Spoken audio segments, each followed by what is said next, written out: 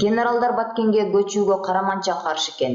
Бүгүн кыргыз-тажик чек арасындагы кырдаал парламенттин жабык эшик артында талкууга алынып, анда чек ара кызматынын борбордук аппаратын Баткенге көчүрүү боюнча маселе козголгондугун уктук. Аны депутат Исхак Масалиев дагы тастыктап толугураак маалымат берди.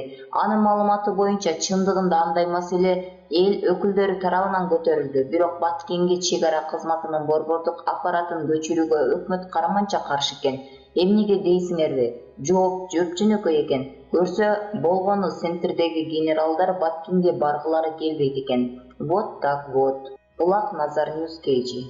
Мухаммедкали Абылгазиев тажик коллегасына катуу айтыптыр. Премьер-министр Мухаммедкали Абылгазиев кыргыз-тажик чек арасындагы жакында орун алган ок атышууда тажик тарапы миномет колдонгондугун тажик коллегасына кескин катуу айтыптыр. Себеби чектеш аймактагы чек арачылардын куралдын мындай оор түрү менен ок чыгаруусу достук мамилеге жатпайт деген.